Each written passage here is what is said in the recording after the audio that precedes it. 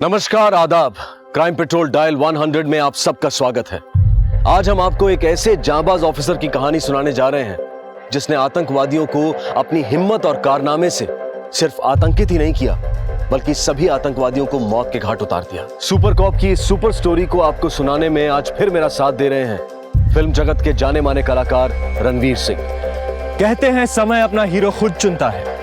Super cop Mrityunjay Singh को भी एक बेहद ही मुश्किल वक्त ने अपना हीरो चुना। इस ऑफिसर की वीरता और देश प्रेम बाजीराव पेशवा की याद दिलाता है, जो अपनी जिंदगी देश के लिए न्यौछावर करने के लिए हमेशा तैयार रहे। कुछ लोग जो मुंबई की धड़कनों को रोकना चाहते थे, इस ऑफिसर ने उनकी सांसों को ही तोड़ दिया। मुंबई स्पेशल स्क्वाड में कार्यरत मृत्युंजय सिंह आज हम सब के लिए एक मिसाल है।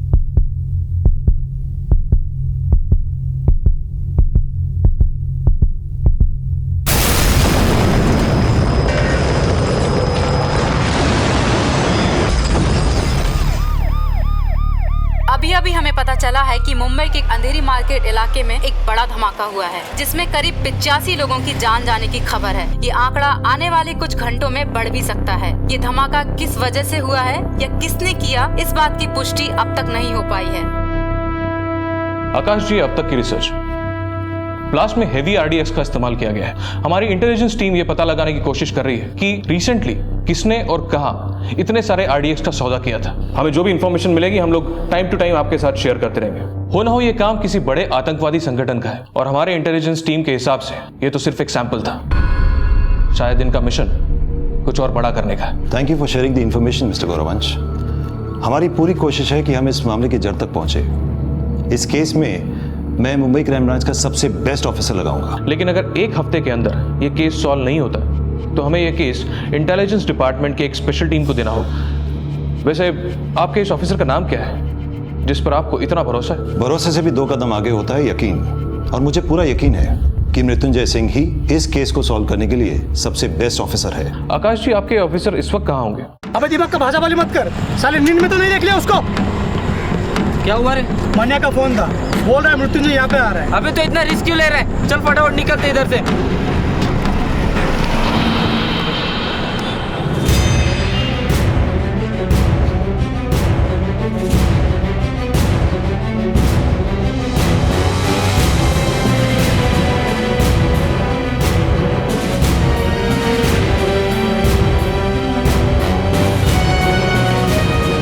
तू रोक मत, भगा डाल, साला खुद ही हट जाएगा।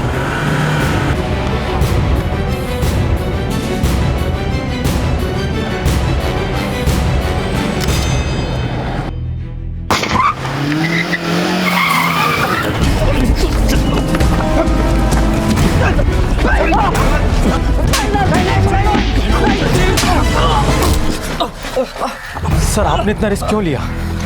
इनका क्या है? इनको तो हम पीछा करके भी पकड़ लेते हैं। अगर आपको कुछ हो जाता तो? मौत की आंखों में खौफ निकाल कर देखो तो मौत भी अपना रास्ता मोड़ लेती है खान। वैसे भी जिंदगी उसी दिन से शुरू होती है जिस दिन दिल से डर खत्म हो जाए।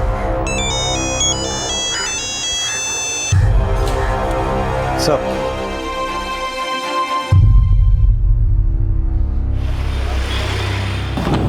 सर, यस मृत्युंजय, कम इन, सिट। मृत्युंजय, इस धमाके की जांच हमें बड़ी तेजी से करनी होगी। जो लोग मरे उन्हें हम वापस तो नहीं ला सकते, पर उन आतंकवादियों को पकड़कर मरने वालों के घर वालों के साथ इंसाफ जरूर कर सकते हैं। और एक बात, अगर एक हफ्ते में हमने ये केस सॉल्व नहीं किया तो फिर ये केस इंटेलिजेंस डिपार्टमेंट के एक स्पेशल टीम को दे दिया जाएगा। लोग यही सोचेंगे कि मुंबई पुलिस केस सॉल्व नहीं कर पाई, और हमारी इंटेलिजेंस टीम की इन्फॉर्मेशन के हिसाब से इन आतंकवादियों का मिशन कुछ बड़ा करने का है। ये केस हम ही सॉल्व करेंगे, ये लोग हमसे बच नहीं पाएंगे। जो कुछ हो गया उसे बदला तो नहीं जा सकता, लेकिन मौत के इन सौदागरों को उनके अगले सौदे में मैं खौफ का आईना जरूर दिखा दूंगा। पाटिल, शिंदे, खान, इस बॉम्ब ब्लास्ट केस को अब हमें सॉल्व करना है और इस काम में तुम लोग मेरे साथ रहोगे। सर पाटिल, एक हफ्ता है हमारे पास, एक हफ्ते में इस केस को खोद के इसकी जड़ तक पहुंचना है। मुझे उनके सिंडिकेट की हर खबर चाहिए। सर खान, अपने सारे खबरों को काम पे लगा दो। Move sir.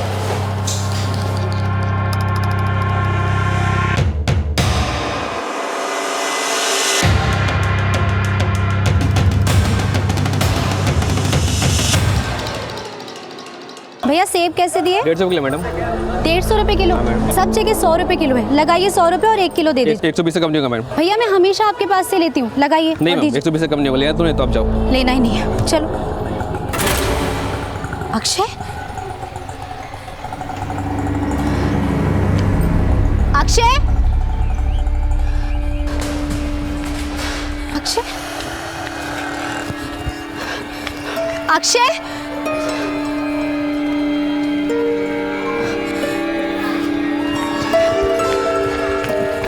अक्षय, कितनी बार कहा है हाथ छोड़कर नहीं जाना है। और ये आइसक्रीम, क्या आइसक्रीम किसने दी तुम्हें?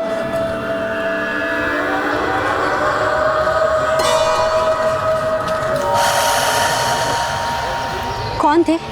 पापा के कोई दोस्त थे? कोई पुलिस वाले अंकल थे? नहीं, वो अंकल से तो फर्स्ट टाइम मिला।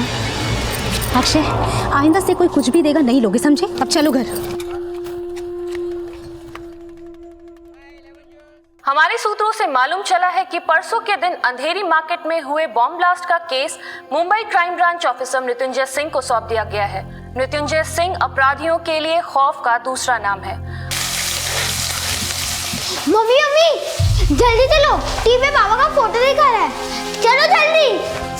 अब तक उन्होंने 50 से भी ज्यादा एनकाउंटर किए हैं। मम्मी पापा भी सलमान खान की तरह सबको मारेंगे? वो कितनी जल्दी सॉल्व कर लेते हैं। अब सभी की निगाह crime branch officer Mrityunjay Singh पर टिकी हुई है। देवांशी, हमारे पापा हीरो है, हीरो। मम्मी मुझे भी सब यही पूछते हैं, क्या पापा सच्ची में सुपरमैन है? नहीं, पापा को कभी उड़ते हुए देखा है? तो फिर फालतू की बकवास क्यों कर रहे हो? अब जल्दी से टीवी बंद करो और अपना होमवर्क कंप्लीट करो। मम्मी कल तो संडे है। बम धमाके में 100 से ज्यादा लोग मारे गए। इस बॉम्ब ब्लास्ट के बाद तो बच्चे लोग को बाहर भेजने को भी डर लगता है। हाँ, सेफ्टी नाम की कोई चीज ही नहीं। क्या मालूम क्या होगा इस देश का।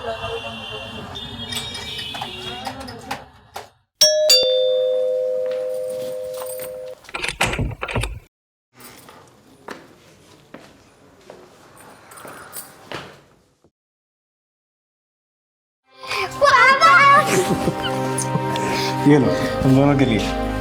पापा कल स्केटिंग भी चाहिए। अच्छा, दोनों को एक साथ चाहिए? प्लानिंग मिल जाएगी। आपके अलावा डिपार्टमेंट में और कोई नहीं है क्या? टीवी में आने का इतना ही शौक था तो हीरो बन जाते। आज अक्षय के साथ कुछ भी हो सकता था। क्या हुआ अक्षय को?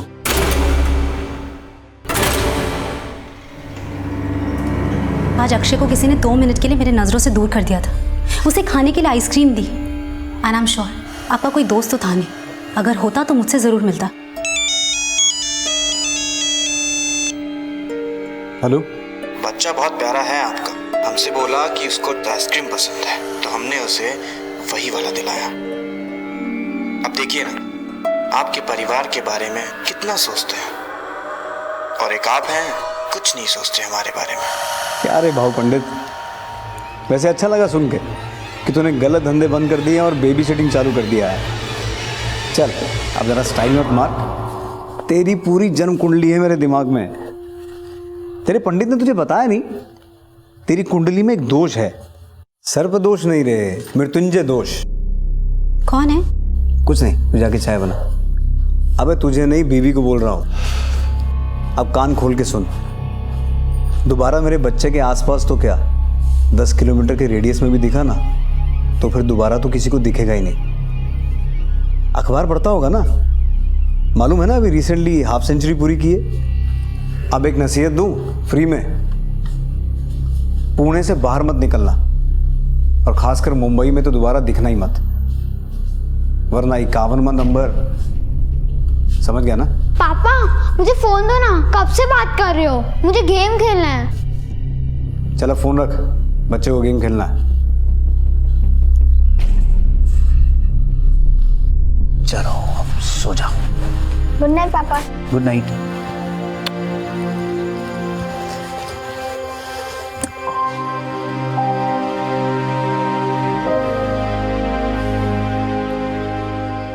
रीमा टेंशन मत लो, हमारे बच्चों को कुछ नहीं होने दूंगा।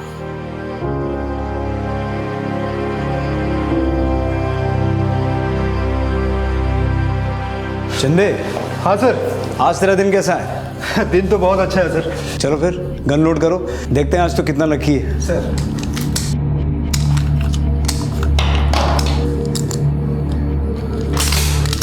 खान, ट्रेन कितने बजे की है? सर ट्रेन 6:30 बजे आती है।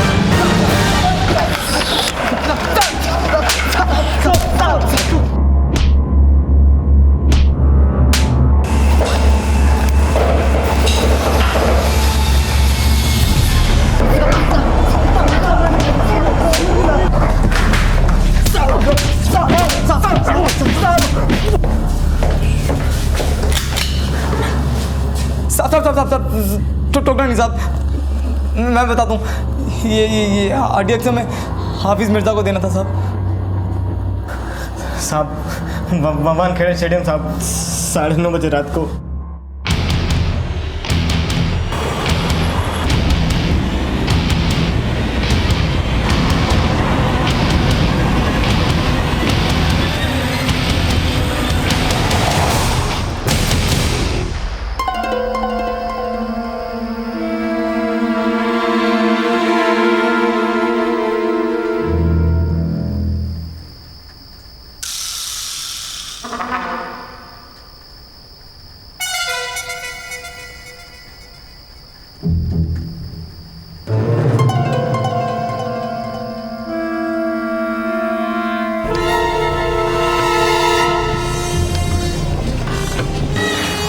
रुक, रुक, रुक, रुक।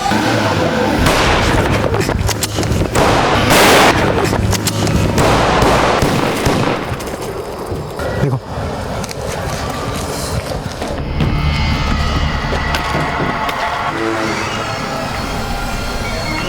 गया गाड़ी की तलाशी लो।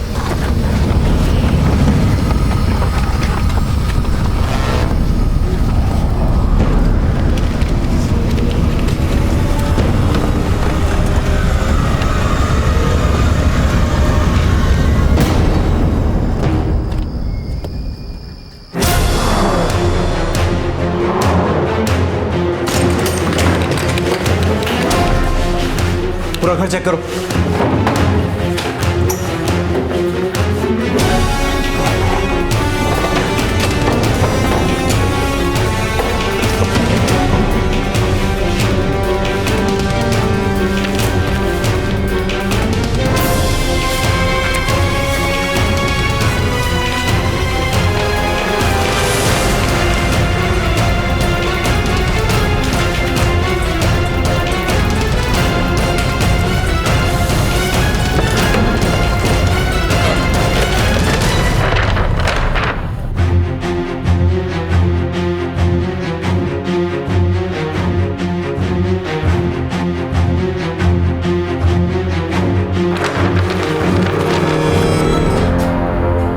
यहाँ एक आदमी रहता है राजेश नाम का, उसके बारे में कुछ जानते हैं? नहीं साहब, जानते तो नहीं है कुछ, लेकिन आप थोड़ी देर पहले बाहर जाते हुए देखा था उसे। इस घर पर नजर रखना, 24 घंटे कांस्टेबल यहाँ चाहिए मुझे। हमारी मुंबई पुलिस की टीम को इस बात की जानकारी मिली कि बोरीवली स्टेशन पर कुछ 2 लोग आरडीएक्स सप्लाई करने जा रहे थे। हमारी टीम ने बड़ी मुश्किल से इन दोनों आतंकवादियों को पकड़ा, जिनसे ये पता चला कि ये आरडीएक्स खूंखार आतंकवादी हफीज मिर्जा को पहुंचाया जा रहा था। हफीज मिर्जा वही आतंकवादी था जिसकी हमें काफी वक्त से तलाश थी। पुलिस के साथ मुठभेड़ में हफीज की मौत हो गई। आगे की जानकारी हम आपको अपडेट करते रहेंगे। Thank you.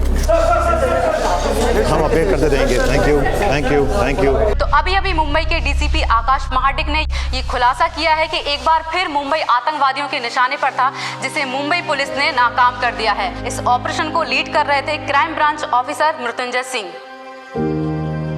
अक्षय, देवांशी, आओ मैं तुम्हारा होमवर्क करवा देता हूँ।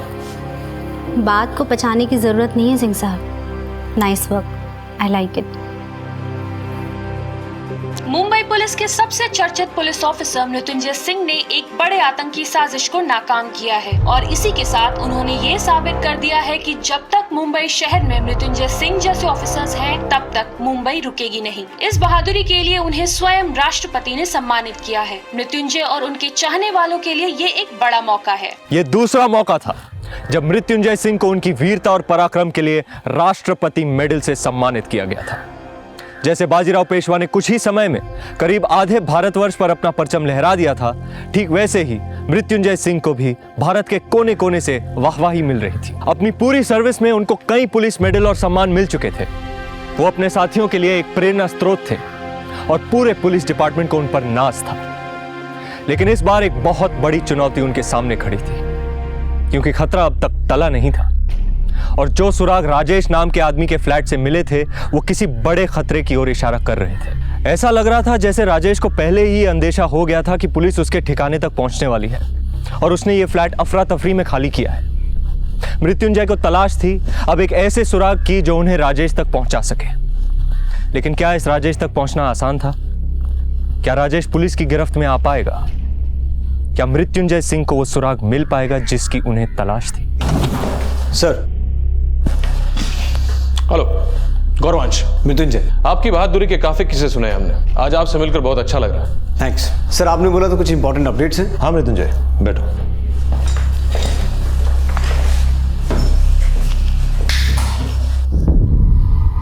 इस फोटो को गौर से देखिए। यह है आजाद हिंदुस्तान का कमांडर बिलाल। अहमदाबाद वाले केस में भी यही मास्टरमाइंड था जिसने पूरे प्लानिंग को अंजाम दिया था। इनफैक्ट इंटरपोल ने भी इसे टॉप 50 टेररिस्ट के लिस्ट में इंक्लूड किया है और इस बार हमें पता चला है कि यह मुंबई में कुछ बड़ा करने वाला है।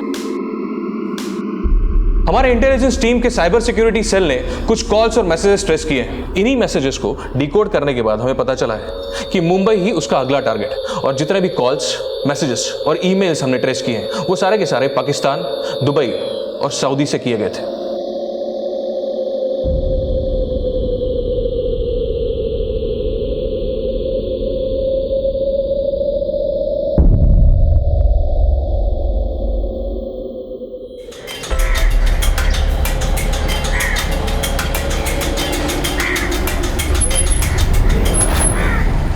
अमर? जी अंकल, आपसे मेरी फ़ोन पे बात हुई थी। चलो मैं तुम्हें घर दिखाता हूँ। ये घर है और हमेशा इसे साफ सुथरा रखना।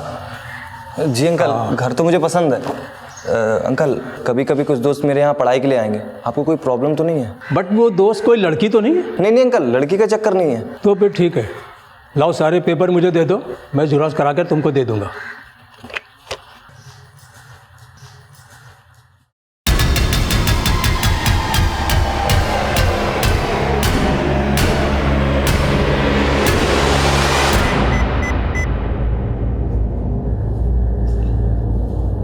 अहमदाबाद मिशन पूरा हुआ और अब बारी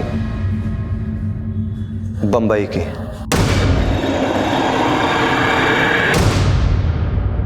बिलाल उर्फ राजेश जैसे आतंकवादी बड़ी ही होशियारी के साथ अपने ठिकाने का चुनाव करते हैं। वो हमेशा ऐसी जगह ढूंढते हैं जहां उनको आसानी से रहने की जगह मिल जाए, और इस केस में भी ऐसा ही हुआ। इस बार भी उसको रहने की जगह बड़ी आसानी से मिल गई, क्योंकि उसके मकान मालिक ने खास पूछताछ नहीं की और उस पर यकीन कर लिया। और यही हमारी सबसे बड़ी गलती होती है, क्योंकि हम अनजाने में इन आतंकवादियों के मकसद कामयाब बनाने में भागीदार बन जाते हैं। लेकिन अगर उस दिन उसके मकान मालिक ने उसकी ठीक से पूछताछ की होती तो शायद बिलाल को रहने की जगह नहीं मिलती।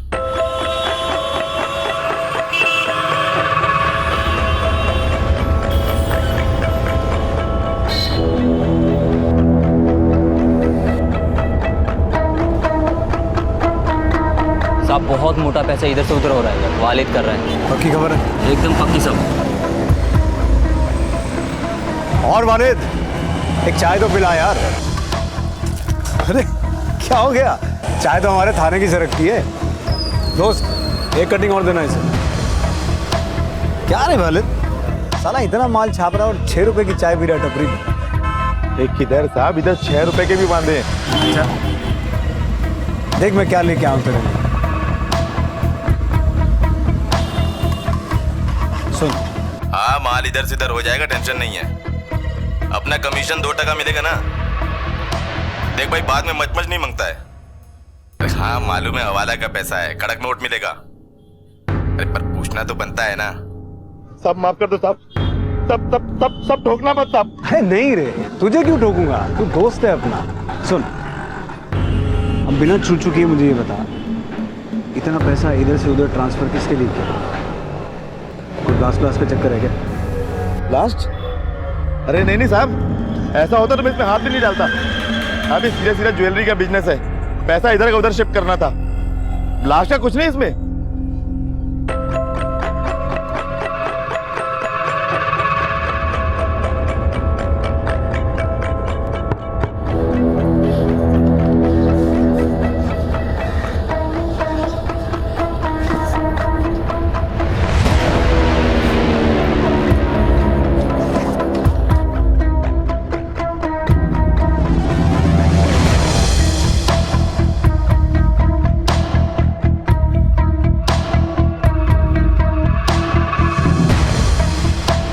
सामान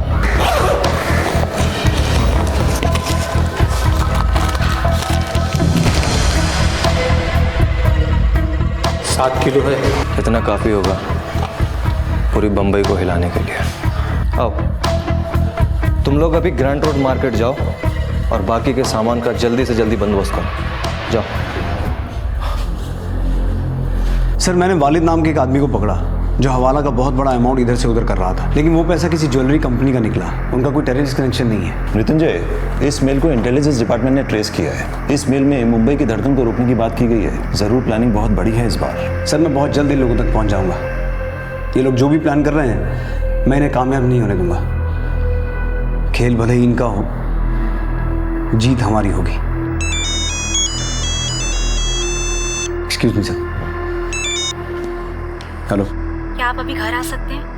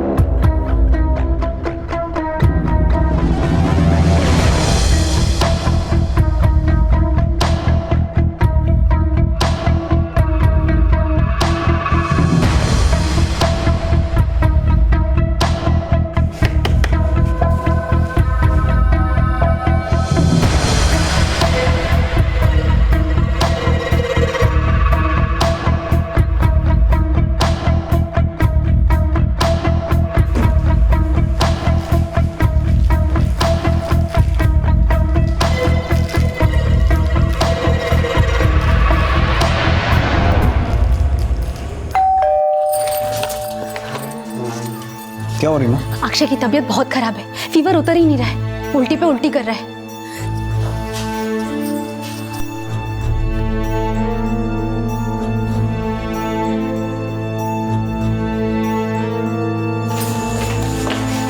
मृत्युंजय, क्या आपके पास थोड़ा वक्त होगा अपने बेटे के लिए? मैं सब कुछ अकेले नहीं कर पाऊंगी।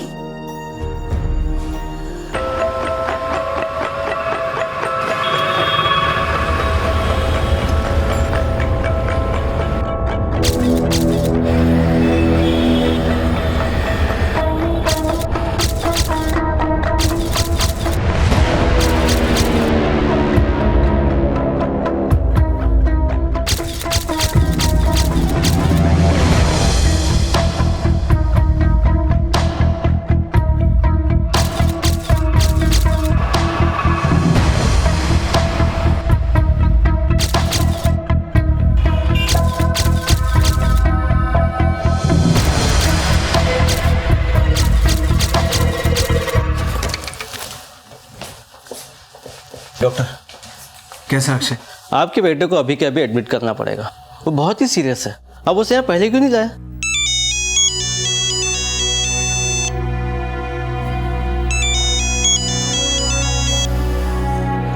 हेलो, हाँ ठीक है। रीमा, वहां लाखों लोगों के बच्चों की जान खतरे में है, मेरा जाना बहुत इंपॉर्टेंट है, वरना कुछ दिन पहले जो बॉम्ब ब्लास्ट हुए थे वैसे हालात फिर से पैदा हो जाएंगे। मुझे अक्षय की चिंता है, पर मुझे और भी अक्षय और देवांशी की जान को बचाना है। मैं समझती हूँ, आप बेफिक्र होकर जाइए, मैं यहाँ अक्षय का ध्यान रखती हूँ। मृत्युंजय सिंह जैसे ऑफिसर अपनी जिंदगी में समझौता नहीं करते। बाजीराव की ही तरह मृत्युंजय भी अपने कर्म को सबसे ज्यादा अहमियत देते थे। उनके बेटे की हालत नाजुक थी, लेकिन फिर भी उनके और उनके परिवार के लिए उनकी ड्यूटी और उनका फर्ज सबसे पहला था। एक तरफ बिलाल अपने खतरनाक मंसूबों को अंजाम देने के लिए तैयारियां शुरू कर चुका था। बिलाल वो सारी जगहें तय कर चुका था जहां वो बॉम्ब रखने की साजिश कर रहा था, और दूसरी तरफ मृत्युंजय सिंह के पास बहुत कम समय बचा था, और इस हमले को रोकने के लिए उन्होंने तुरंत अपने खबरियों के नेटवर्क को एक्टिवेट किया। बोल राजू, क्या खबर? सलाम साहब, सब गोरेगांव में कुछ ठीक नहीं लग रहा साहब। क्या हुआ गोरेगांव में? एसपी रोड पे जीवन नगर में कुछ दिन से कुछ लड़के लोग इकट्ठा हो रहे हैं, पता नहीं क्या क्या लाते हैं बैग भर भर के साहब। पता क्या मैंने उधर पता चला कि ई के कॉलेज के स्टूडेंट बन के रह रहे हैं। कॉलेज के पंटर लोगों ने बताया कि ये लोग तो कभी कॉलेज के आसपास भी नहीं दिखे। जीवन नगर एसपी रोड गोरेगांव में कुछ गड़बड़ है। वहाँ कुछ दिनों से कुछ लड़के रह रहे हैं जो अपने आप को कॉलेज के स्टूडेंट्स बताते हैं। मैंने पता किया है, उनका कॉलेज में एडमिशन है ही नहीं। तुम लोग वहाँ जाओ और किसी बहाने से ये पता करने की कोशिश करो कि मामला क्या है। सर। हाँ बोलो रीमा। डॉक्टर ने बोला है कि अक्षय को डेंगू है, काफी सीरियस है, आईसीयू में शिफ्ट करना होगा। ठीक है, मैं अभी हॉस्पिटल आता हूँ।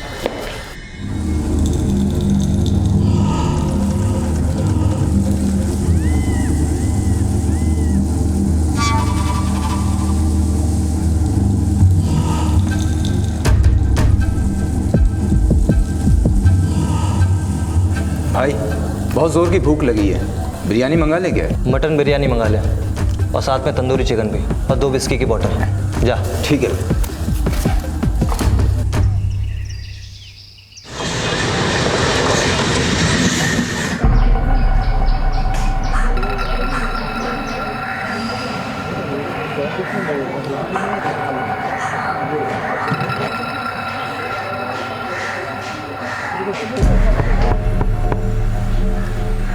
तू देख, बाकी सब लोग अंदर, जल्दी।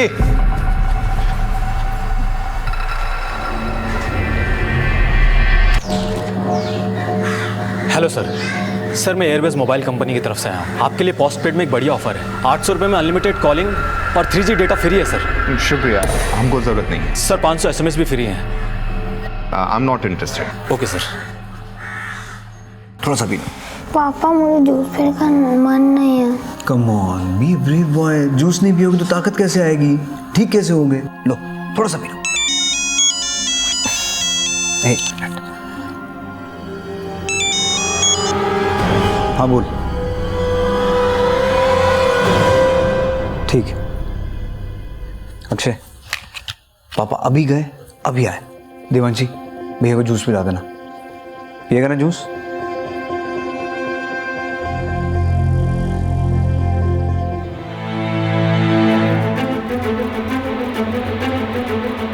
सर, हमने पूरे जीवन नगर को छान मारा। वहाँ पर सिक्योरिटी नाम की कोई चीज़ नहीं है। एक घर में एक लड़का मिला जिसने दरवाज़ा खोला। दिखने में एकदम सीधा साधा, लेकिन उस घर के अंदर काफ़ी सारा खाना पड़ा था, जिसे देखकर लग रहा था कि काफ़ी लोगों ने आधा खाकर छोड़ दिया है। पड़ोसियों से कुछ पता चला? पड़ोसियों को ज़्यादा कुछ पता नहीं, ये लोग अभी वहाँ नए आए हैं। मृत्युंजय सर, गुजरात पुलिस ने अभी अभी एक आतंकवादी को जामनगर से पकड़ा है। ये अब तक के हुए अहमदाबाद ब्लास्ट और मुंबई ब्लास्ट में शामिल रहा है। इंटेलिजेंस वाले अहमदाबाद केस के दौरान यूज किए गए फ़ोन नंबर्स की जांच कर रहे थे। उनके हाथ 5 नंबर्स लगे, जिनमें से एक गोरेगांव एरिया में एक्टिव था। मैं कल पूरी तैयारी के साथ वहाँ रेड करता हूँ।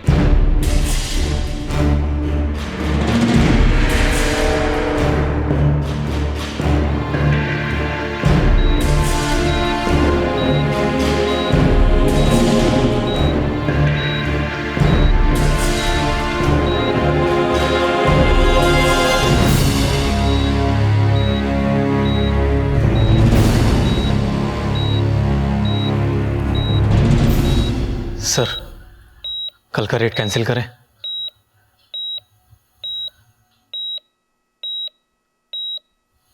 आप कब से ऐसा सोचने लगे? यहाँ हॉस्पिटल में आपके बेटे को बचाने के लिए डॉक्टर्स हैं, मैं हूँ उसके पास, लेकिन देश के हजारों बेटों को बचाने के लिए कल कौन होगा वहाँ? ड्यूटी के फर्स्ट डे आपने शपथ ली थी कि आपके लिए देश सबसे पहले होगा, देश के लोग सबसे पहले होंगे, देश की सुरक्षा सबसे पहले होगी।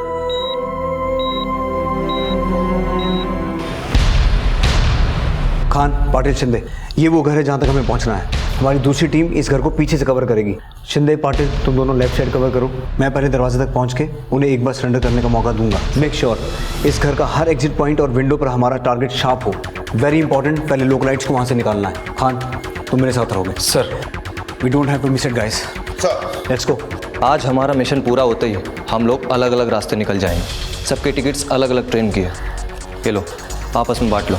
धमाके के कुछ दिन बाद हम चुप बैठेंगे और फिर एक नए धमाके की प्लानिंग। ये प्लानिंग कब होगी मैं तुम लोगों को इत्तला कर दूंगा। और ये लो कुछ पैसे।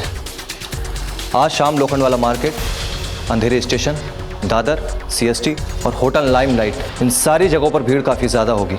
हमारे लिए इससे अच्छा मौका नहीं हो सकता अपने मंसूबों को कामयाब बनाने का।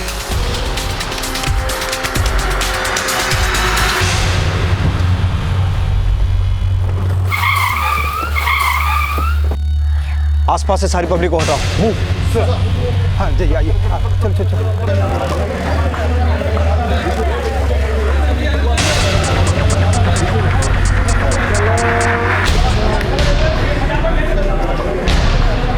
पुलिस है। अरे छोड़िए इसे, मूव। चलिए अपने घर पे जाइए। चलिए चलिए, फटाफट जाइए, फटाफट। पाटिल, शिंदे, तुम दोनों ये एरिया कवर करो। सर, तुम तीनों पीछे जाओ, बी अलर्ट। खान। सर।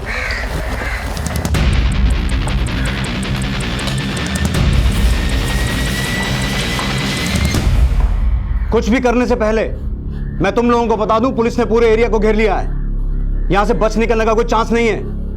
हम लोग खून खराबा नहीं चाहते। बेहतर होगा बारी बारी से बाहर आ जाओ।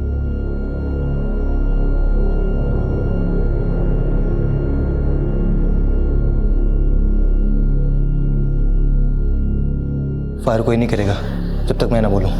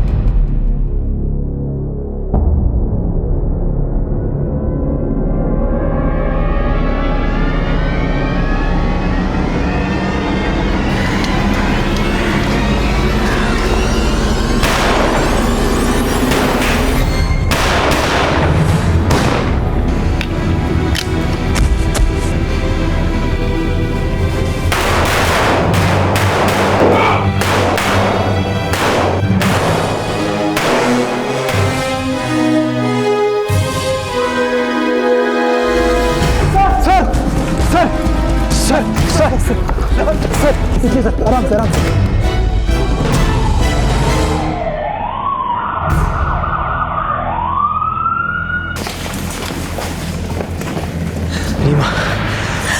अक्षय के साथ। अक्षय ठीक है, लेकिन ये आपको क्या हो गया? ये तो एक आधी गोली, इससे मेरा क्या होगा? मुझे अक्षय के पास लेके चलो अभी, मुझे उससे मिलना। देखिए आपकी हालत नाजुक है। नहीं डॉक्टर, मेरा अक्षय से मिलना बहुत जरूरी है। उसकी हालत ठीक नहीं है। मैं उसका हीरो हूँ, मैं उसका सुपरमैन हूँ। मुझे देख के उसे ताकत मिलती। आज अगर वो रिकवर नहीं हुआ तो उसकी हालत और बिगड़ जाएगी। Please please let me meet him once, please.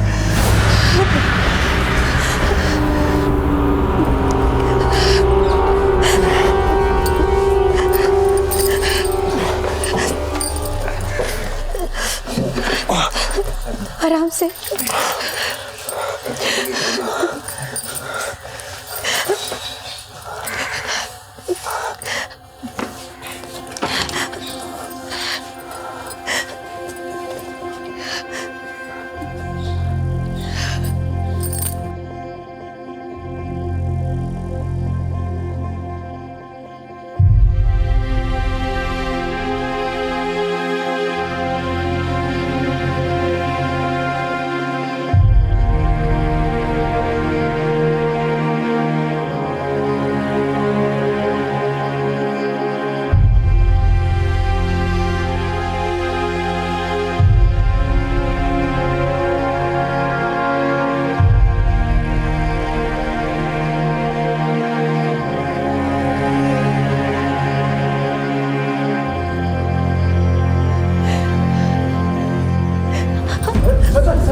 जल्दी से आईसीयू में लेके चलिए।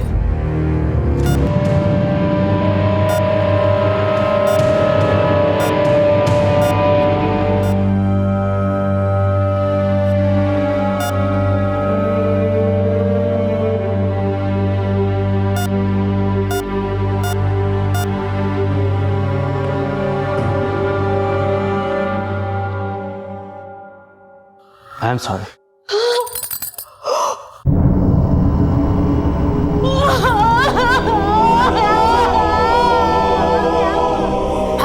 दुख के साथ बताना पड़ रहा है कि मुंबई पुलिस और हमारे देश को आज एक बड़ा झटका लगा है।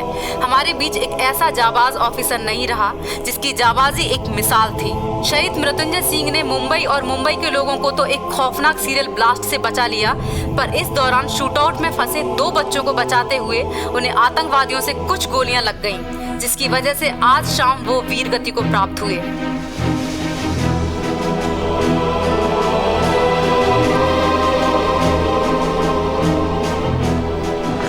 मम्मी, मेरे पापा एक सुपर हीरो है। उन्हें बहुत लोग को बचाया। I am proud of my dad. हाँ बेटा, ये हमेशा हमारी यादों में जिंदा रहेंगे। अपने देश और देशवासियों की सुरक्षा के लिए मृत्युंजय सिंह ने अपनी जान गंवा दी। मुंबई पुलिस ने भी अपने वीर साथी के लिए शोक मनाया और हजारों की संख्या में लोग उनके अंतिम संस्कार में शामिल हुए। मृत्युंजय सिंह आज इस दुनिया में नहीं है, लेकिन अपने काम और अपने देश प्रेम की वजह से आज भी उन्हें याद किया जाता है। और आज करोड़ों हिंदुस्तानियों के लिए वो एक मिसाल बन चुके हैं। क्राइम पेट्रोल डायल 100 उनकी शहादत को सलाम करता है। मृत्युंजय सिंह असल मायने में हीरो हैं और ऐसे ही एक वीर योद्धा बाजीराव पेशवा के किरदार में आप मुझे देखेंगे। इसीलिए देखना मत भूलिएगा बाजीराव मस्तानी कल आ रही है आपके नजदीकी सिनेमा हॉल्स में। रणवीर, आपका बहुत बहुत शुक्रिया यहाँ आने के लिए और क्राइम पेट्रोल डायल 100 की पूरी टीम की तरफ से और क्राइम पेट्रोल के दर्शकों की तरफ से आपको बाजीराव मस्तानी के लिए ढेर सारी शुभकामनाएं। थैंक यू सर, मैं इतना ही कहना चाहूँगा, आपका बहुत बहुत शुक्रिया। मैं बहुत आभारी हूँ आपका, आपकी टीम का, मुझे यहाँ आने दिया, को एंकर करने दिया। बहुत मज़ा आया। कमाल का शो है सर आपका, आप कमाल के हो, हमारे दर्शक तो कमाल ही हैं, आपकी टीम कमाल की है। Thank you and all the very best. Thank you and best, all the best to you. Thank you sir. ये हमारे लिए गर्व की बात है कि बाजीराव पेशवा और मृत्युंजय सिंह जैसे वीरों ने हमारे देश में जन्म लिया। मृत्युंजय शायद आज हमारे बीच होते अगर बिलाल के मकान मालिक ने अपना मकान किराए पर देने से पहले बिलाल की पूरी जांच पड़ताल की होती। एक जिम्मेदार नागरिक होने के नाते ये हमारा फर्ज बनता है कि हम सरकार द्वारा बनाए गए हर छोटे बड़े नियम का पालन करें, क्योंकि हमारी छोटी सी चूक एक बड़ी वारदात को अंजाम दे सकती है। आपसे फिर मुलाकात होगी अगले एपिसोड में एक और चौंका देने वाले केस के साथ। तब तक अपना और अपने परिवार का ख्याल रखें और देखते रहें क्राइम पेट्रोल डायल 100। सबक एक को, सीख हम सबको। जय हिंद। विशाल बेटा, पापा बोल रहा हूं। हाँ, वो मेहरा अंकल के फोन से।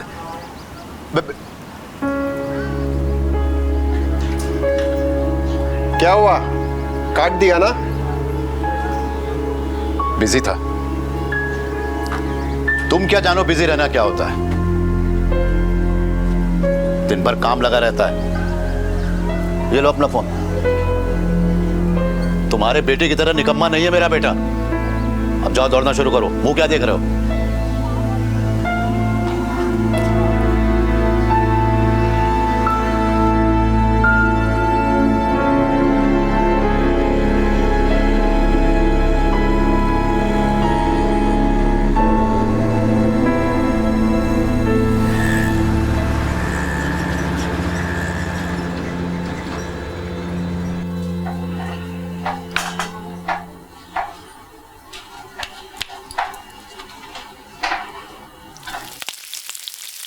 मंदार, तू जल्दी से बाजार जा और दही लेकर आ।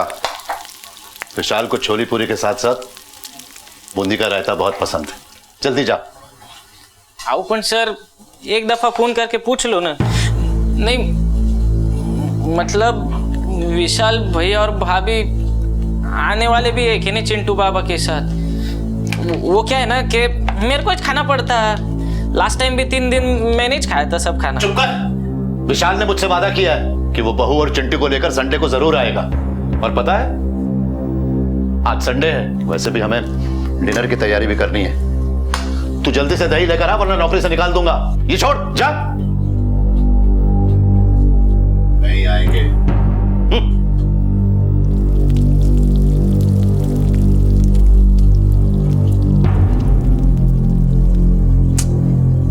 इस मंदार की आदत है आग लगाने की। जलता है वो विशाल से। अरे उसने मुझसे वादा किया है कि वो संडे को आएगा। तुम देख लेना, वो जरूर आएगा।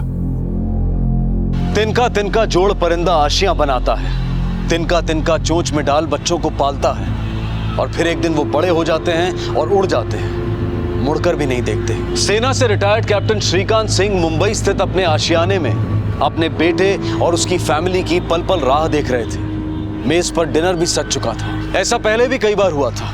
ज्यादा नहीं, लगभग 20 से 25 किलोमीटर दूर नवी मुंबई से उनका बेटा अब तक पहुंचा नहीं था और तुरक मिजाज फौजी बाप विचलित हो रहा था।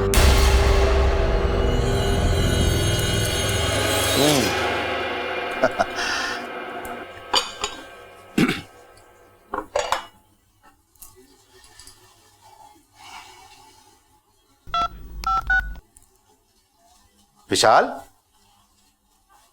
कहां हो बेटा तुम लोग? 11 बज चुके हैं। मैंने अपने हाथों से खाना बनाया बेटा तुम लोगों के लिए। तुम्हारे लिए खीर बनाई है और चिंटू के लिए बहुत सारे गिफ्ट लेकर आया हूँ। ड्राई फ्रूट सब कुछ सब लेकर आया हूँ बेटा। डैड सॉरी, आज कुछ काम में फंस गया हूँ, नहीं आ पाऊंगा। बेटा संडे को भी काम? अरे 1-1.5 घंटा तो लगता है वाशी से यहाँ आने में। तुम्हारे पास मेरे लिए कभी टाइम ही नहीं होता विशाल। डैड प्लीज, रखता हूँ, बाद में बात करूंगा। विशाल फोन मत काटना। विशाल,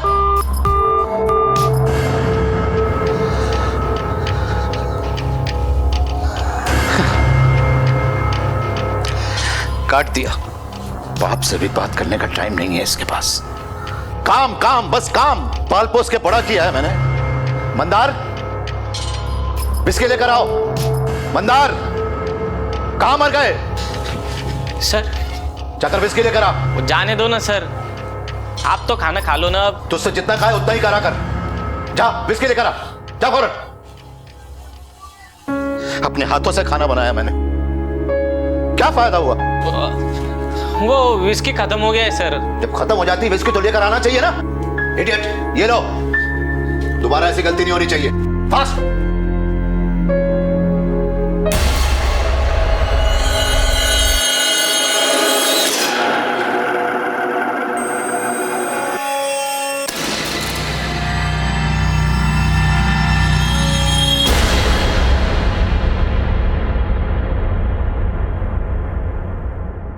बाप के लिए भी टाइम नहीं है।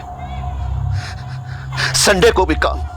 इतने दिन हो गए अपने पोते का चेहरा देखने के लिए तरस गया मैं।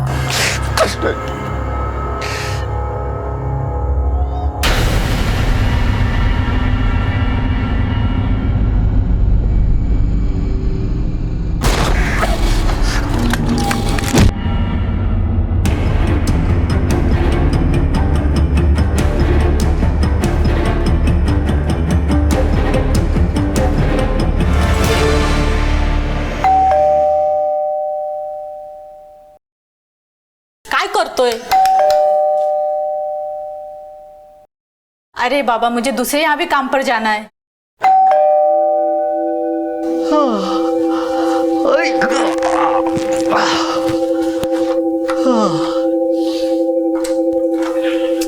अरे काय रे बाबा, तू पण कभी से बेल बजा रही मैं। अरे आखीच नहीं खुली ना मेरी, वो ना रात को थोड़ी जास्त झाली होती मला। साहब ने कान पकड़ के उठाया नहीं लगता आज तुझे? सर पण सोयले अभी तलक। तू तेरा पटपट काम कर ले। हाँ?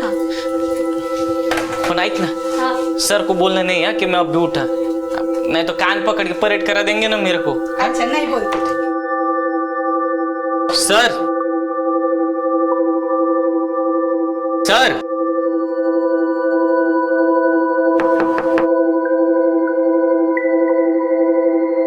सर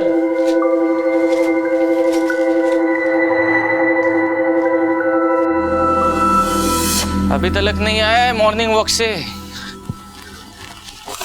अच्छा ही हुआ जो अभी तक नहीं आए, नहीं तो बोम्बा बोम करते थे मेरे नाम से। अगे भारती, अब तू फटाफट साफ सफाई कर ले। हाँ, मैं सर को नीचे देख के आता हूँ। बरं बरं ठीक है। सर को देखा क्या तूने? हाँ देखा ना, रात में देखा 3:30 बजे। 3:30 वाजता? पण तेरे को कैसे मालूम? हाँ, तू तो अब भी आया होगा ना, दिन का ड्यूटी होता है ना तेरा। मेरा डबल ड्यूटी है आज, और रात वाले ने छुट्टी लिया ना। हाँ। रात में मेरा जैसे ही आंख लगा ना, गाड़ी का आवाज सुना मैं। अरे कैप्टन साहब,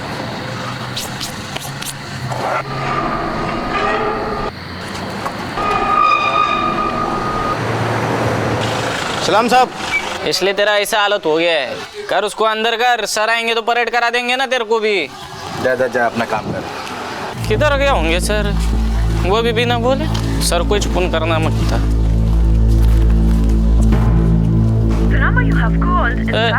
स्विच ऑफ आ रहा, किधर गए होंगे सर?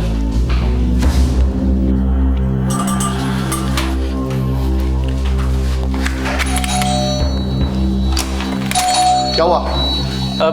कप्तान सर को देखा क्या आपने? नहीं। अंकल, ओ अंकल। अरे मंदार, कैप्टन कहाँ है? अरे वही तो पूछने को आया ना मैं आपको। तू मेरे को पूछते हैं? अरे कैप्टन तो आज आए नहीं और मैं उनका ही वेट कर रहा हूँ। क्या बात है? कल रात से गायब है ना वो। रात से गायब है? अरे नहीं नहीं, कहीं भी वो जाते हैं ना तो मुझे बोल के जाते हैं। तू फिक्र मत कर, घर जा।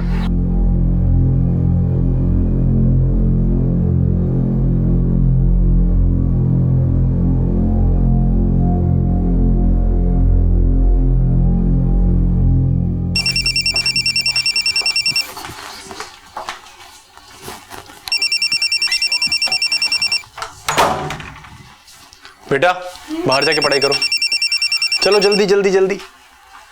शाबाश, कितना अच्छा बच्चा है। जल्दी जल्दी जल्दी। हेलो,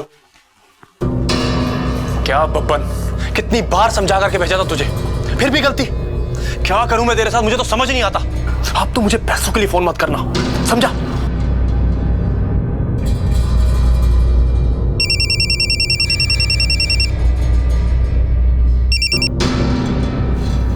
हेलो भैया, कब से फोन कर रहा मैं आपको, आपका फोन ही नहीं लग रहा। हाँ, वो मैं किसी से बात कर रहा था। बोल क्या हुआ? आपके पापा नहीं मिल रहे। पापा नहीं मिल रहे? पापा कोई छोटे बच्चे हैं जो गुम हो जाएंगे? अब तुझे पता है ना पापा के मूड के बारे में, कितने घुमक्कर टाइप के हैं। चले गए हों किसी दोस्त से मिलने के लिए। तू एक काम कर, बुआ को फोन करके पूछ ले, पुणे ना गए उनसे मिलने के लिए। और मैं तुझे शाम को फोन करता हूँ, ठीक है? हाँ, बिजी हूँ थोड़ा अभी। भैया हेलो, कैसी औलाद है, बाप की चिंता ही नहीं है।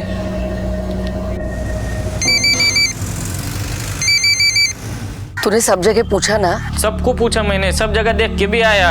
कल रात से नहीं है, मेरे को तो कुछ सूझ ही नहीं रहा क्या करूँ अभी। मैं फोन करके देखती हूँ, अगर रात तक घर नहीं आए तो बता देना, मैं कल सुबह जल्दी पहुंच जाऊंगी। आज की तेज भागती जिंदगी में रिश्तों को टेकन फॉर ग्रांटेड यानी कि रिश्तों के प्रति बेपरवाही आम सी बात है। कैप्टन को लापता हुए कुछ घंटे हो चुके थे। बेटे को फुर्सत नहीं थी, नौकर को कुछ सूझ नहीं रहा था। वो शहर के लगभग सभी जानकार लोगों को फोन मिला चुका था। हर जानकार गली मोहल्ले में कैप्टन को तलाश चुका था। पर यूं अचानक कैप्टन कहां चले गए थे? नौकर की सूचना पर कैप्टन की बहन उषा चौहान पुणे से मुंबई आ पहुंची और आते ही उन्होंने गोरेगांव पुलिस स्टेशन का रुख किया। कल रात से गायब है भैया। मंदार ने फोन करके बताया मुझे। बहुत चिंता हो रही थी, इसलिए भागे भागे आ गई हूँ मैं पूना से। एक तो वैसे ही गुस्सा उनके नाक में बैठा रहता है। डर लग रहा है कि गुस्से में कहीं घर से चले ना गए हो। तुझे कैसे पता चला सिंह साहब गायब हैं? वो वॉचमैन मेरे को बोल रहा था, मतलब वो मेरे को बोला कि कल रात को 3:30 बजे सर अपने गाड़ी में किधर तो भी निकल गए। तब तो क्या कर रहा था? मैं तो सो रहा था ना साहब। सर रात को चले गए और तुझे कुछ पता नहीं चला, ऐसा तो नहीं हो सकता। अब सर ने दिन भर कुछ तो तैयारी की होगी और रात को जाते वक्त जब दरवाजा खोला होगा तुझे कुछ तो सुनाई दिया होगा। वो संडे था ना सर, तो मैं थोड़ी सी थोड़ी ज्यादा ही छो गई थी। कप्तान सर ने तो खाना भी नहीं खाया था। उनका बेटा आने वाला था ना घर पे अपने फैमिली के साथ में, मगर आए ही नहीं वो। कप्तान सर बहुत गुस्से में थे, इसके लिए मैंने भी डिस्टर्ब नहीं किया। सोचा बाप बेटे का झगड़ा है, मैं काय को बीच में पड़ूं। और वैसे भी हमारे कप्तान सर ले डेंजर है, गुस्से में आके गोली वोली मार देंगे तो क्या भरोसा।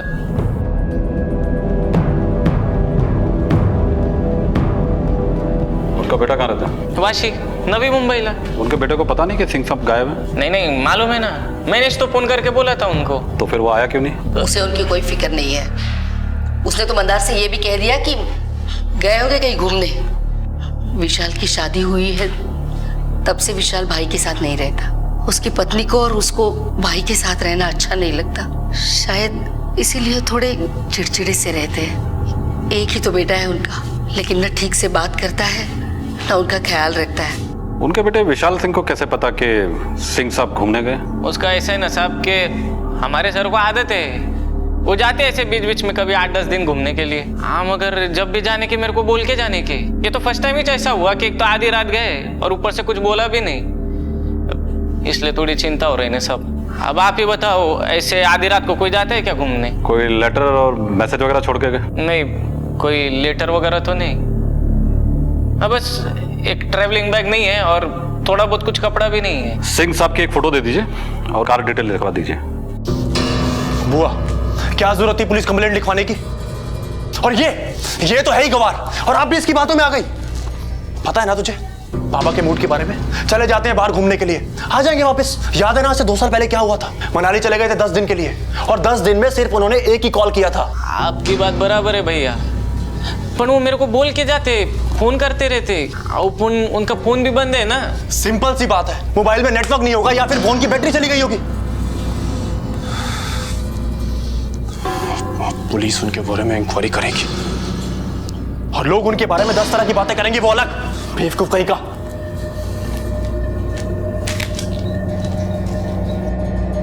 कैप्टन जरा सनकी हैं। अब अकेले आदमी का स्वभाव हो ही जाता है ऐसा, ऊपर से फौजी, काफी डिसिप्लिन्ड है। बिल्डिंग में कुछ भी गलत होता है ना तो पूरी बिल्डिंग हिल जाती है उनकी आवाज से। What is this nonsense?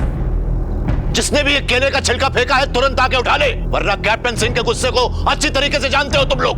कौन है? अंकल डोंट गेट एंग्री, मैं छिलके को डस्टबिन में फेंक देता हूँ।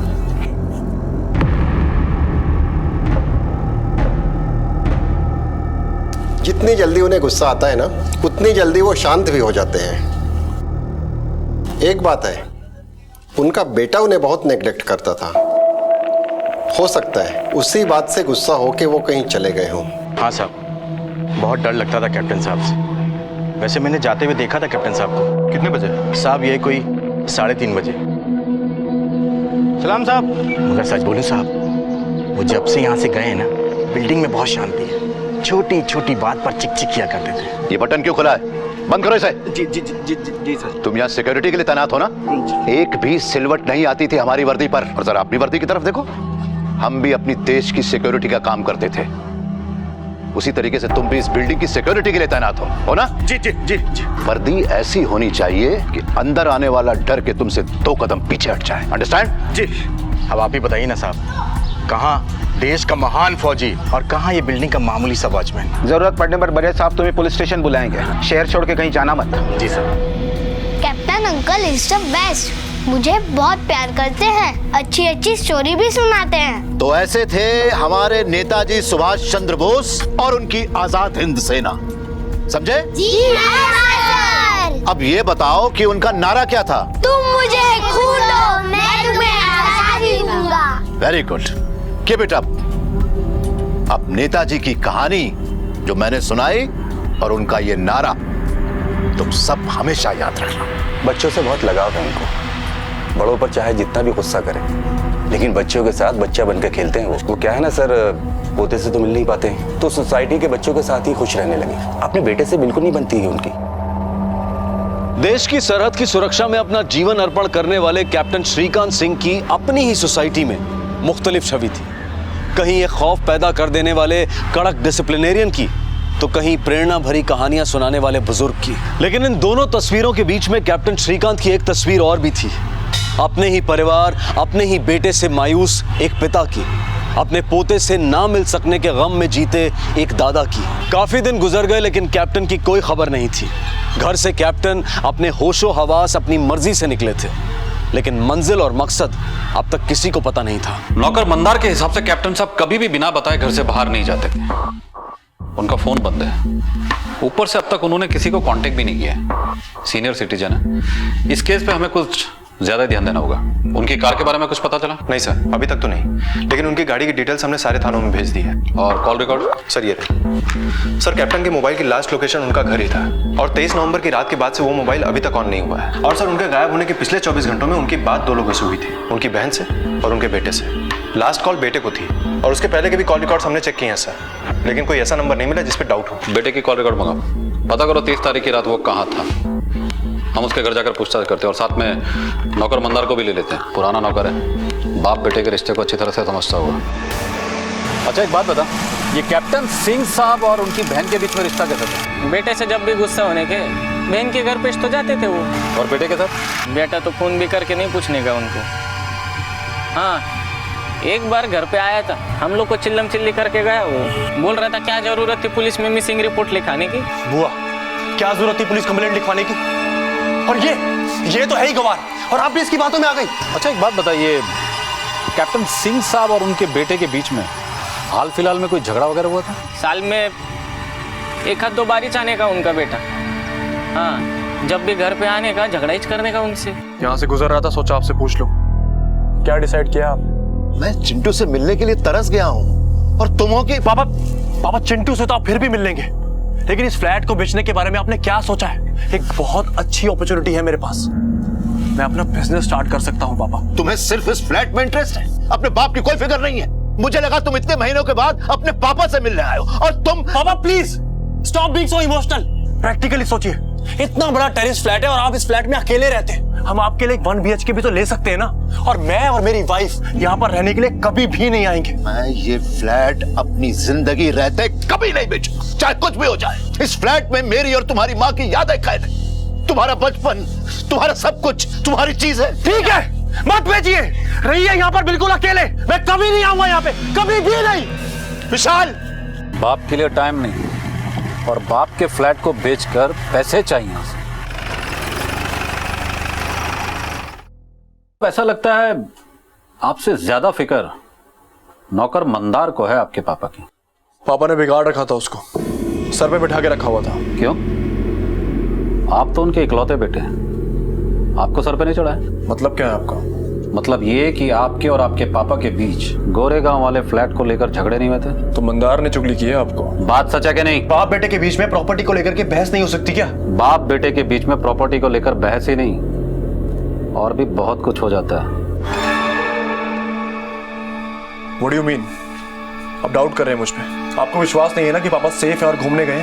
Wait a minute, I show you. ये एसएमएस देखिए।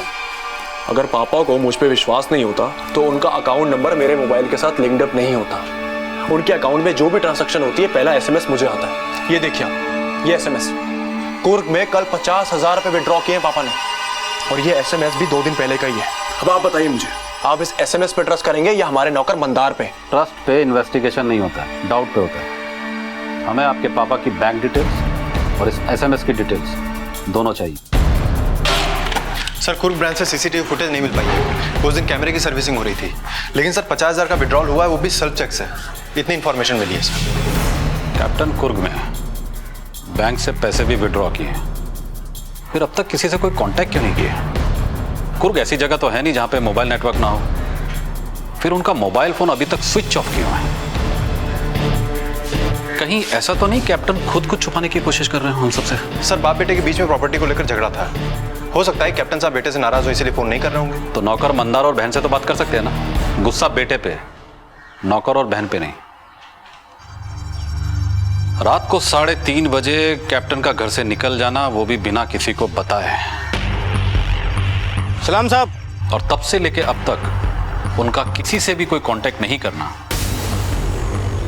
ये कोई सिंपल सा मिसिंग केस नहीं। उस रात कुछ तो जरूर गलत हुआ है।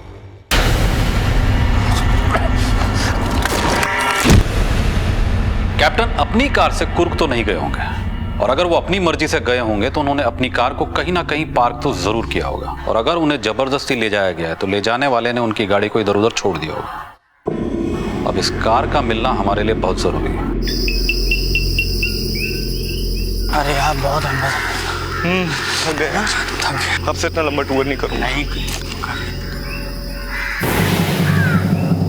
कार झाड़ियों में क्या कर रही है?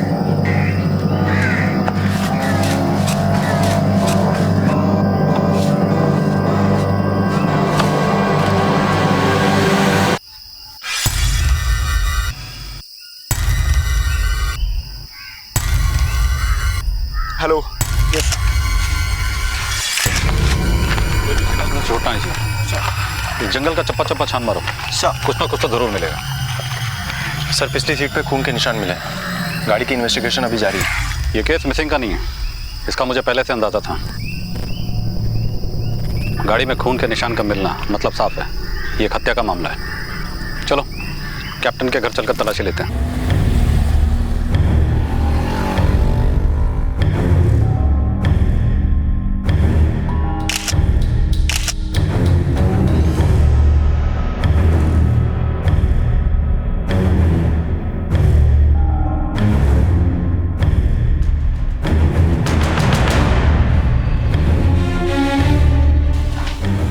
सर, मैंने वॉश बेसिन का एरिया पूरा चेक किया और मुझे हैंड वॉश के नीचे से ब्लड स्टेन्स मिले हैं। सर, मास्टर बेडरूम का टॉयलेट काम नहीं कर रहा है। ऐसा लगता है कि उसके पाइप में जबरदस्ती कुछ फंसाया गया है। प्लम्बर को बुलाकर चेक करो।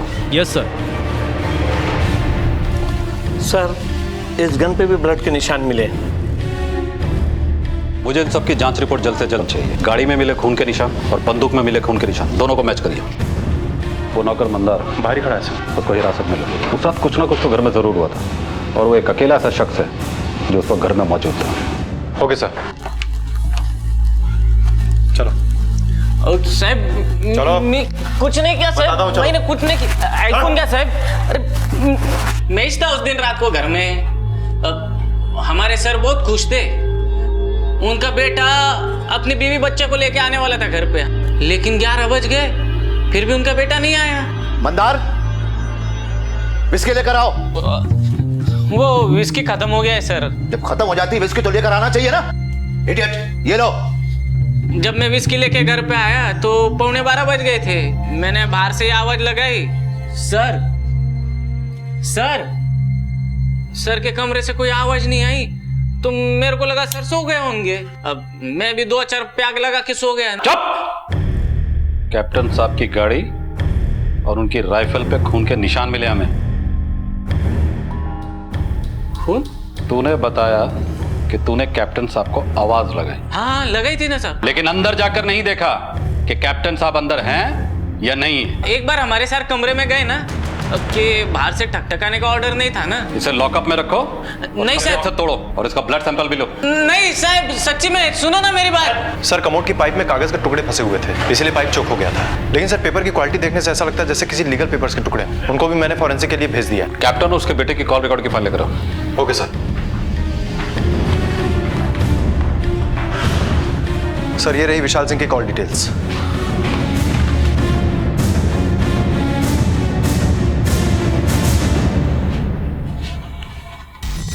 कॉल रिकॉर्ड के मुताबिक कैप्टन ने आखिरी कॉल अपने बेटे को किया था। जैसा कि मंदार ने बताया कि अब कैप्टन ने अपने बेटे से बात की, फिर वो अपने कमरे में चले गए। बेटा घर आने वाला था लेकिन आया नहीं। कैप्टन के बेटे विशाल सिंह के मोबाइल के लोकेशन के मुताबिक वो घर के आसपास ही था। अब सवाल ये उठता है कि वो इतना नजदीक होते हुए भी घर क्यों नहीं आया? सर इससे तो साफ जाहिर है कि विशाल सिंह हमसे झूठ बोल रहा है। कब से एक ही कहानी सुना रहा है कि बाप घूमने गया है। सर कहीं ऐसा तो नहीं है कि वो हमें घुमा रहा है?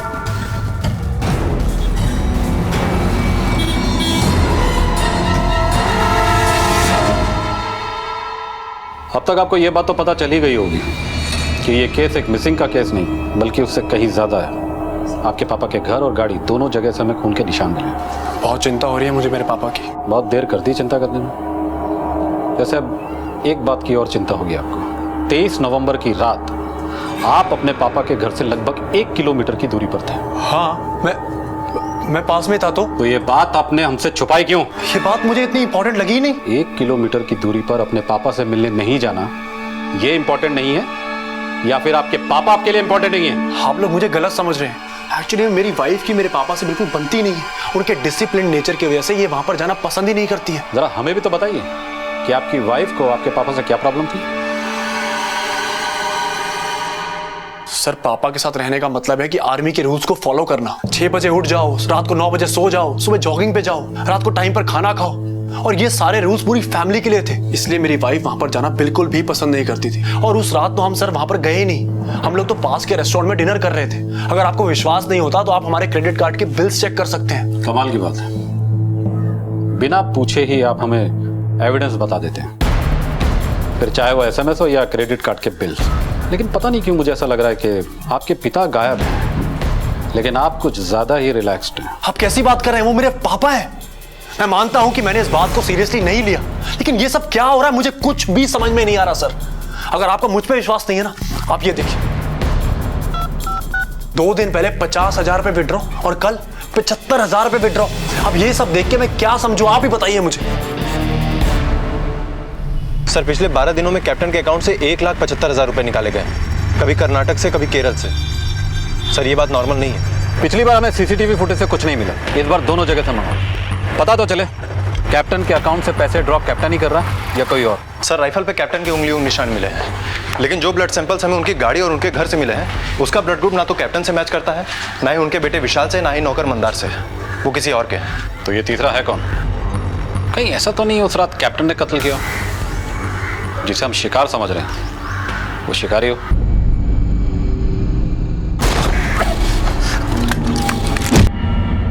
सर वॉचमैन के हिसाब से कैप्टन 3:30 बजे रात में गाड़ी में निकले। हो सकता है गाड़ी में लाश हो, उसी की जिसके ब्लड सैंपल्स हमें मिले हैं। सलाम साहब। हो सकता है कैप्टन लाश को ठिकाने लगाने के बाद भागते फिर रहे हो। सर मंदार रिमांड पे, उसका क्या करना है? वार्निंग देके छोड़ दो, उससे कहो मुंबई से बाहर ना जाए। Okay sir. बैंक से CCTV फुटेज आई है।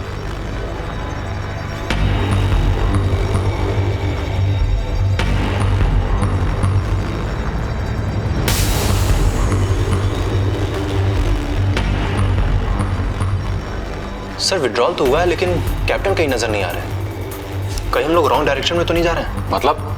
सर मतलब ये कि ऐसा भी तो हो सकता है ना कि कोई और उनके अकाउंट से पैसे निकाल रहा हो। बड़ी सफाई से सिग्नेचर किया गया, पता नहीं चलता है नकली है। पर ध्यान से देखिए, 20,000 के ओरिजिनल साइन वाले चेक का S और 50,000 के डुप्लीकेट साइन वाले चेक का S मैच नहीं करता है। कहने का मतलब यह है कि दोनों सिग्नेचर कैप्टन सिंह के नहीं हो सकते हैं। Are you sure ये सिग्नेचर कैप्टन श्रीकांत सिंह के नहीं? या आई एम 100% श्योर।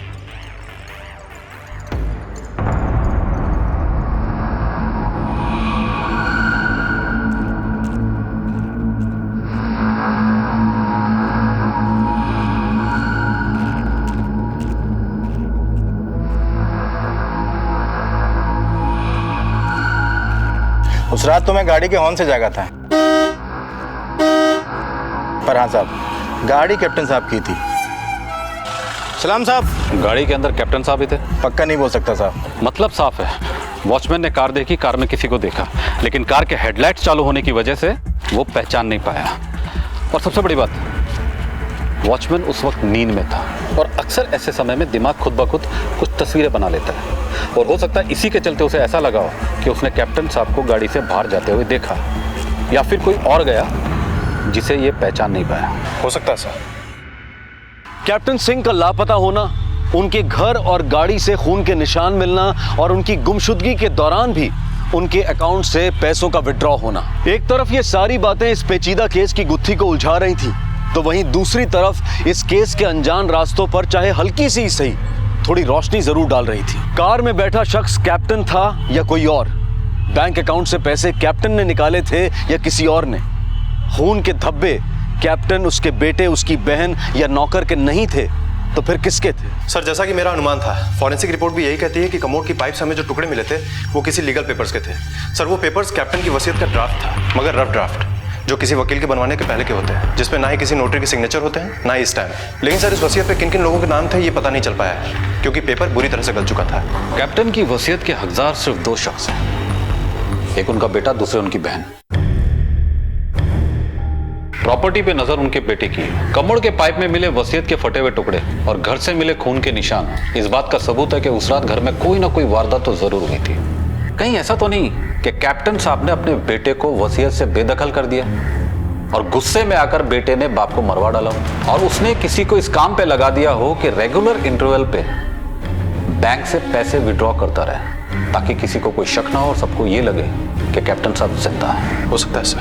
कैप्टन साहब का कोई ना कोई लीगल एडवाइजर तो जरूर होगा। पता लगा उनका लीगल एडवाइजर कौन है? मैं ना सिर्फ लीगल एडवाइजर हूँ, बल्कि उनका दोस्त भी। कैप्टन साहब ने एक वसीयत बनवाई थी, शायद वो वसीयत आपने ही बनाई होगी। कैप्टन साहब वसीयत बनाने का इरादा रखते थे, इस बारे में मेरी उनसे बात भी हुई, लेकिन फाइनल ड्राफ्ट बना नहीं। आपकी जानकारी में कैप्टन साहब ने अपना फ्लैट और बाकी की जायदाद किसके नाम की? बेटे के नाम। एक ही बेटा है उनका, और किसके नाम करते हैं? क्यों? उनकी तो एक बहन भी हो सकता है, कुछ हिस्सा बहन के नाम किया। हमने सुना है कि कैप्टन साहब और उनके बेटे के बीच संबंध कुछ कड़वे थे। कैप्टन साहब उससे नाराज रहा करते थे, लेकिन फिर भी जहां तक वसीयत का सवाल है, वो अपने बेटे के नाम ही करना चाहते थे। रिश्तों से बढ़कर दुनिया में कोई दौलत नहीं है, लेकिन जब वही धन दौलत दाव पर लग जाए तब रिश्ते रेत पर फैली ओस की तरह गायब हो जाते हैं। क्या बेटा, क्या बाप। घर के कमोड में वसीयत के कागज के टुकड़े मिलते हैं, बेटा बाप की गुमशुदगी से बेफिक्र नजर आता है, तो ऐसे में पुलिस का शक कैप्टन के बेटे विशाल सिंह पर जाना गैर लाजमी तो नहीं? हो सकता है कि कैप्टन ने अपने लापरवाह बेटे को वसीयत से बेदखल कर दिया हो। ऐसे में कैप्टन की मौत से बेटे विशाल के लिए संपत्ति का रास्ता एकदम साफ हो जाता है। खैर, पुलिस सिर्फ विशाल पर शक कर सकती थी, कानूनी कार्रवाई नहीं, क्योंकि उनके पास विशाल के खिलाफ कोई ठोस सबूत नहीं थे। और तभी तफ्तीश का एक तार सबूत की शक्ल में सामने आया। हाँ बोले देश पांडे। सर, कार में मिला हुआ खून का सैंपल कैप्टन के घर में मिले हुए खून के सैंपल से बराबर मैच होता है, मगर एक बेहद इंटरेस्टिंग फैक्ट सामने आया है, और वो ये है कि इस आदमी का डीएनए एक और आदमी के डीएनए से मैच होता है, और वो कैप्टन के बहुत ही करीबी है। किसे?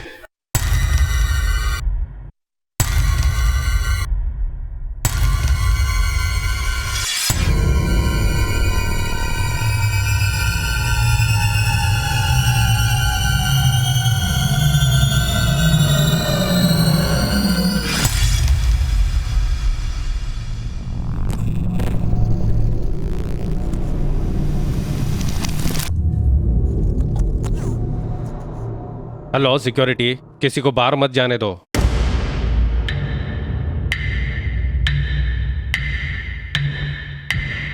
एक मिनट सर, कुछ सिक्योरिटी प्रॉब्लम है। अरे सर प्लीज सर, रुकिए सर। अरे बोला ना सर, सर अरे सर पकड़ो इसको। अरे ये चोर है। अबे छोटे चोर है, भाग रहा है, पकड़ो। अरे पकड़ो इसको। इंस्पेक्टर साहब लेके जाइए, ये चोर है, लेके जाओ साहब।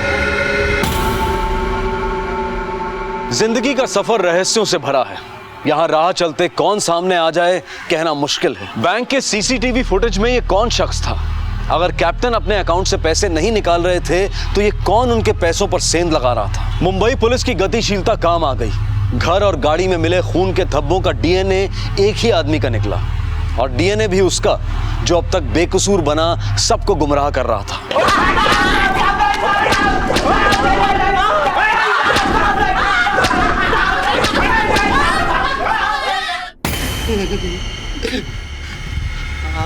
आओ साहब, मिलिंद मेरा चचेरा भाई है, पर हमने कुछ नहीं किया साहब। हमने कुछ नहीं किया। इस आदमी का डीएनए एक और आदमी के डीएनए से मैच होता है। किसे? वो कैप्टन के घर के नौकर मंदार से। अब तक हम ये सोच रहे थे कि कैप्टन का बेटा हमें घुमा रहा है, लेकिन घुमा तो तू हमें रहा था मंदार। तेरी कुंडली तो छप चुकी है, सारी कहानी हमारी समझ में आ चुकी है। अब सीधे सीधे सच बता।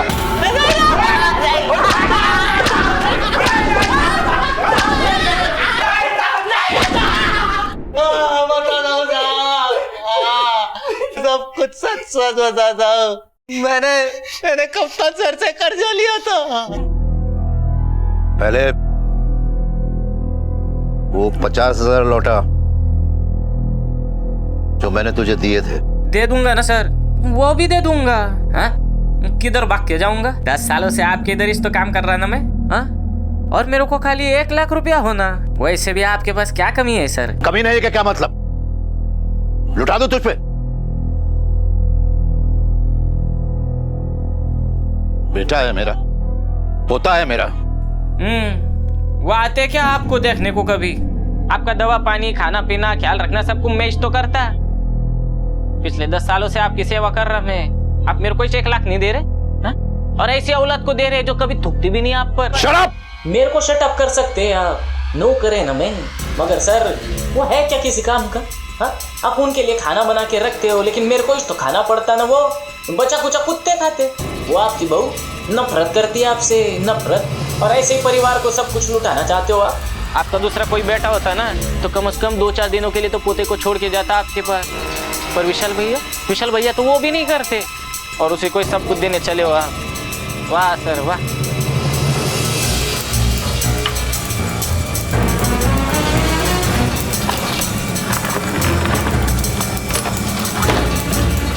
देख नारायण, अपनी वसीयत का एक हिस्सा मैंने तेरे नाम पर भी किया था, लेकिन आज मुझे तेरी नीयत में खोट नजर आ गई, इसलिए मैं इस वसीयत को फाड़ता हूं।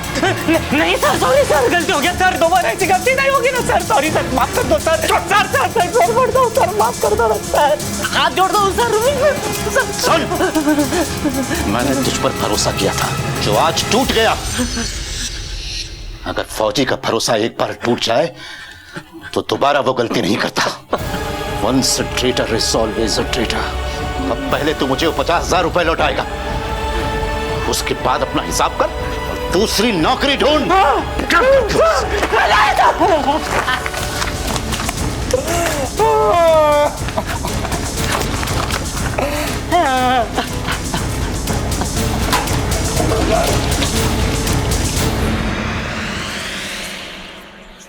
मेरे को लगा कप्तान सर का गुस्सा 1-2 दिन में ठंडा हो जाएगा, हमें चाहिए नहीं होता था। पर इस बार तो उन्होंने ठानी रखा था कि मेरे को काम पे से निकाल देंगे। इसके लिए मैंने अपने भाई मिलिंद को बुलाया। ये बग मिलिंद, अपने को ऐसा ही साइन मांगता एकदम बगुन के। अरे ये तो अपने बायत का के लिए मिलिंद 40 साइन करने में मास्टर था, और उस रात को जब उनका बेटा घर नहीं आया तब कप्तान सर बहुत दुखी हो गए थे। इसके लिए मैंने मिलिंद को पहले से बुला के रखा था।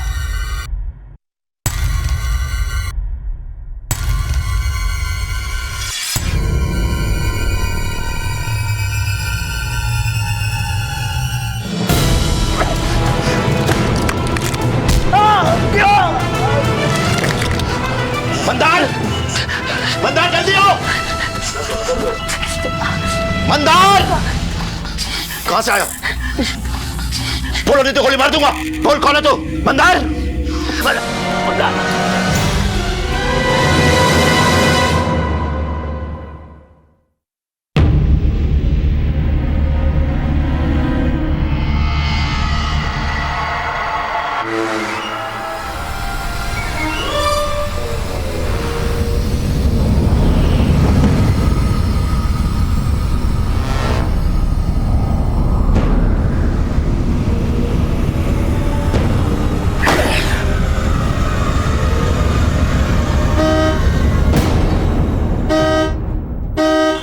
कैप्टन साहब,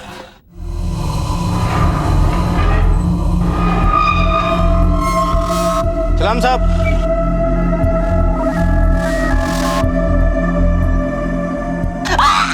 अब ये बता, कैप्टन साहब की बॉडी कहाँ है?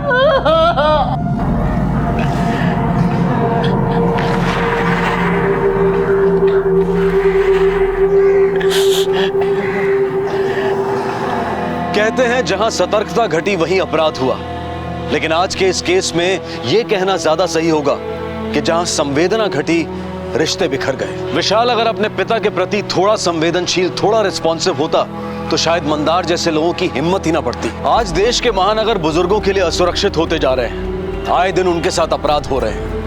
ताउम्र हमारी सुरक्षा करने वाले आज बेहद असुरक्षित हैं। मंदार और उसके साथी मिलन पर आईपीसी की धारा 25, 27, 54 और 61 के तहत कड़ी कार्रवाई की गई। माँ बाप वो दौलत है जिसके बदले में जहां भी मिल जाए तो कम है, लेकिन शायद इस बात का इल्म हमें तब होता है जब वो हमारे बीच नहीं रहते। अपने बुजुर्गों का, अपने माता पिता का ख्याल रखें, उनकी इज्जत करें, उन्हें भरपूर प्यार दें। इसी विचार के साथ मैं अनूप सोनी आपसे विदा लेता हूं। फिर मुलाकात होगी अगले एपिसोड में और खुलासा करेंगे एक और जुर्म का। तब तक अपना और अपने परिवार का ख्याल रखें और देखते रहें क्राइम पेट्रोल डायल 100। सबक एक को, सीख हम सबको।